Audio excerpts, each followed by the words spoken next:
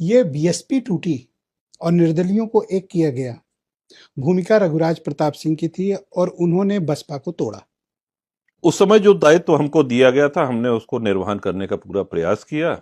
और सही बात तो यह है कि हम भी नहीं चाहते थे कि चुनाव हो, जैसे अन्य एमएलए नहीं चाहते थे। नहीं, सिर्फ आप अपने चुनाव के इंटरेस्ट में इतना बड़ा जोखिम नहीं ले सकते थे,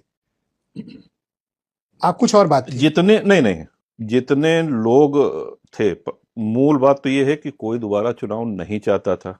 ठीक है, हमको जो दायित्व दिया गया, बसपा के बहुत से ऐसे विधायक थे जो हमारे परिचित थे, हमारे शुभचिंतक थे, हम उनके शुभचिंतक थे, तो हमने प्रयास किया और उस प्रयास में सफल हुए।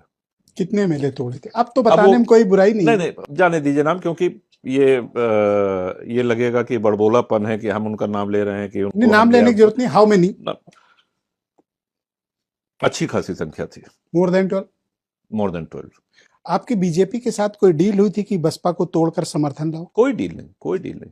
उस समय एक फॉर्मूला ये तय हुआ कि साहब सब लोग तो मंत्री नहीं बन सकते हैं, लेकिन जो एक बार के हैं वो राज्य मंत्री और 2 बार के लोगों को कैबिनेट मंत्री बनाया जाएगा। उस फॉर्मूले में हम आए। हमारा सेकंड टर्म था। आपने एक शब्द इस्तेमाल किया कि मुझे दायित्व दिया गया था। हाँ, किसने दायित्व दिया था? राजनाथ जी ने और कुछ और लोगों ने। पर आप तो उनके नहीं थे, तो आपको दायित्व कैसे दे दिया? व्यक्तिगत संबंध थे हमारे, आज भी हैं।